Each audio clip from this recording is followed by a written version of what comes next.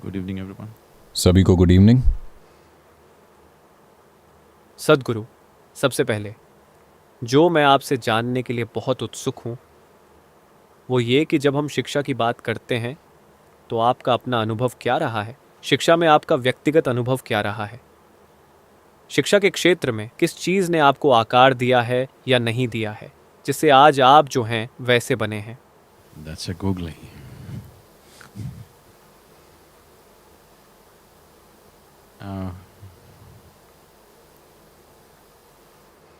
यहाँ बच्चे नहीं हैं तो लगता है मैं शेयर कर सकता हूँ।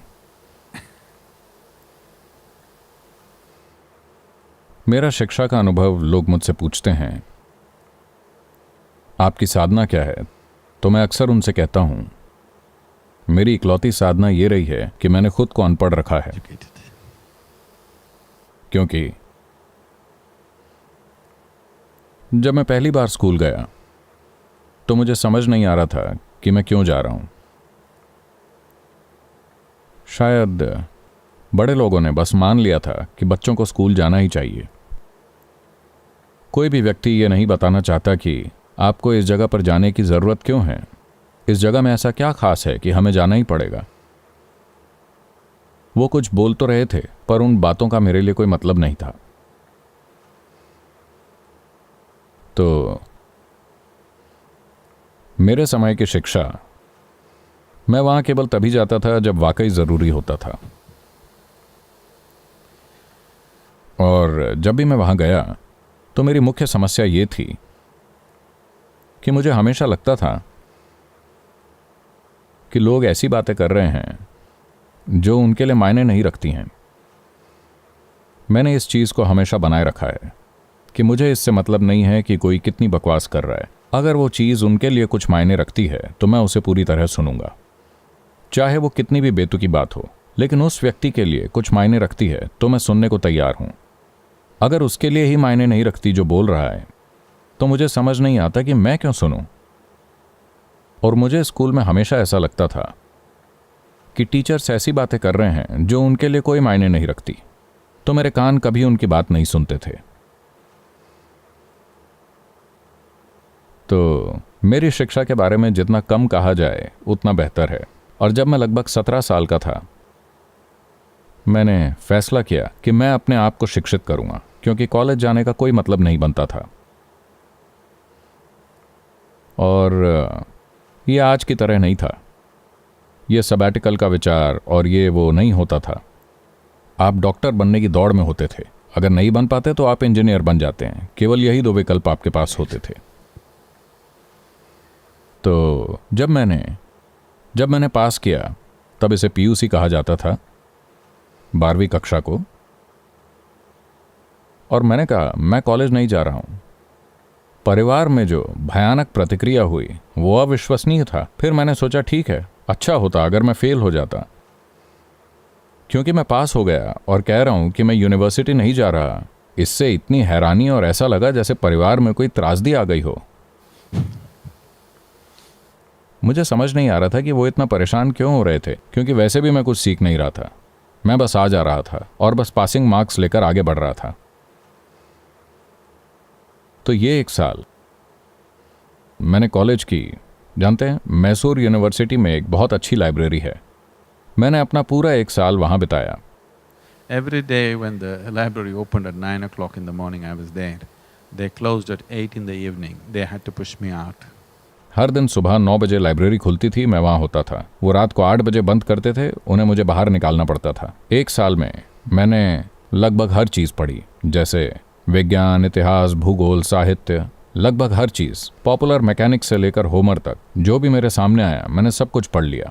ये पूरा 1 साल, क्योंकि अचानक मैं परिवार में एक तरह का दुश्मन बन गया था, क्योंकि मैं कॉलेज नहीं गया था। बाकी सब पढ़ लिख रहे थे और तुम कॉलेज नहीं जा रहे हो, और तुम पास हो गए हो फिर भी नहीं जा रहे हो। तो सुबह मैं भरपेट नाश्ता करके चला जाता था।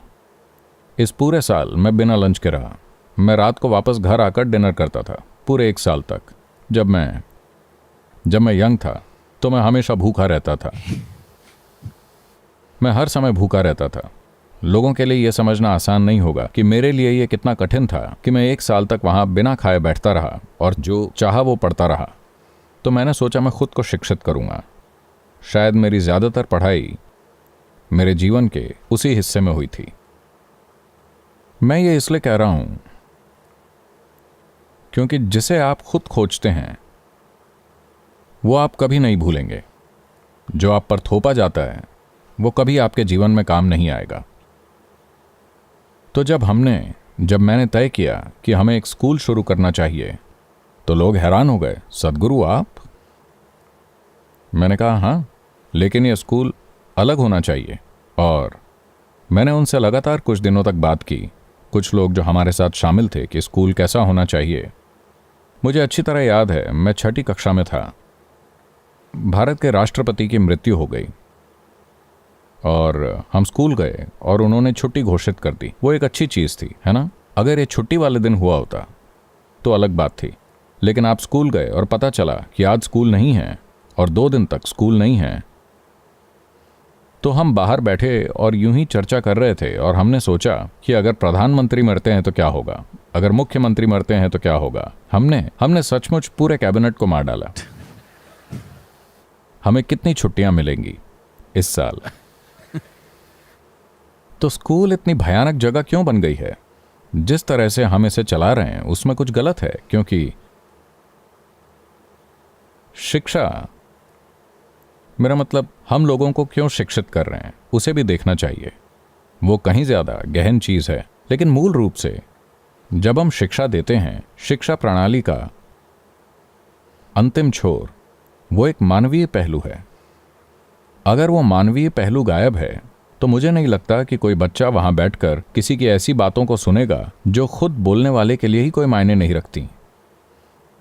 क्योंकि माता पिता उन पर दबाव डालते हैं, अगर तुम स्कूल नहीं जाओगे तो अपनी आजीविका नहीं चला पाओगे, तुम्हारे साथ ये होगा वो होगा, अगर तुम स्कूल जाओगे तो मैं तुम्हें अमेरिका भेज दूंगा। ये सब बकवास बातें, खुद को वाकई शिक्षित करने के लिए नहीं जाते। तो जब हमने ये स्कूल शुरू किया, तो जब मैंने उनसे बात की कि स्कूल कैसा होना चाहिए, तो हमारे टीचर्स ने कहा, सदगुरु ये एक बड़ा विजन है, लेकिन ये कैसे जाने कि हम इसे पूरा भी कर रहे हैं। मैंने कहा, देखिए ये एक आवासीय स्कूल है। मैंने कहा 4 महीने वो हमारे साथ रहते हैं। 4 महीने के अंत में जब वो अपनी छुट्टियों के लिए घर जा रहे हों, अगर बच्चे घर जाते समय रो रहे हैं तो इसका मतलब है आप अच्छा कर रहे हैं। अगर वो स्कूल के लिए वापस आते समय रो रहे हैं, मतलब हम अच्छा नहीं कर रहे हैं। आप यकीन नहीं करेंगे, आज आप ये ईशा होम स्कूल में देख सकते हैं, जब वो जा रहे होते हैं तो वो रोते हैं। छुट्टियां खत्म होने से पहले 8 दिन 10 दिन पहले ही बच्चे वापस आ जाते हैं स्कूल को तैयार करने के लिए। तो ये अच्छा है, वो अपनी स्कूली प्रक्रिया का आनंद ले रहे हैं। क्योंकि अगर ऐसा नहीं होता तो क्यों हम अपने बच्चों को इस तरह टॉर्चर कर रहे हैं? क्या पाने के लिए, किस उद्देश्य से?